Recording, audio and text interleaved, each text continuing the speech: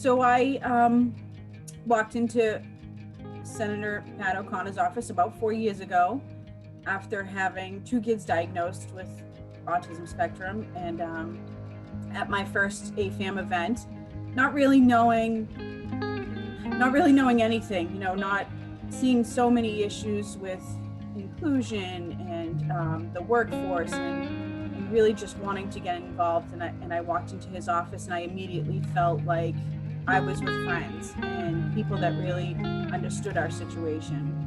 And since then, I feel like Pat and his staff have been friends to us. Shortly after that meeting of him, I reached out to him, inviting him to Special Olympics in our town of Weymouth, and he hasn't missed one.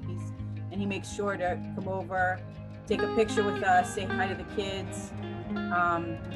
Every event that we've gone to the State House with, he really takes the time to connect with my son John, who's 11 on the autism spectrum, and my daughter Bella, who is 9, who's also on the spectrum. I am pleased on behalf of AFAM, our executive committee, and our member organizations to honor you for your exceptional work on behalf of individuals with an autism spectrum disorder and their families. It is a privilege to present you with our Legislator of the Year award that we wished we could have presented to you back in April in person on Autism Advocacy Day, but we are happy to send along our appreciation virtually.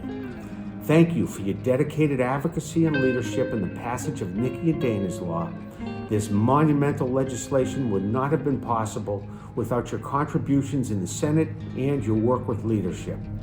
We also thank you for the support around our budget priorities, your co-sponsorship of many of our priority bills, and most recently, your work to protect services for our community during COVID-19. We look forward to working closely with you in the future as we look to expand the abuse registry, bounce back from this pandemic crisis, and continually work to improve services and supports for people with autism and their families.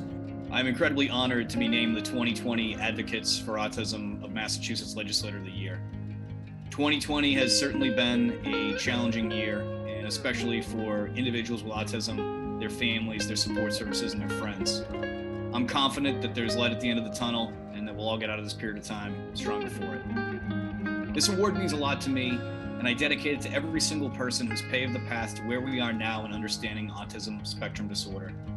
The people who advocated for inclusion, who fought for coverage, and who educated their neighbors, their friends, their community, and our Commonwealth on the challenges and uniqueness associated with ASD.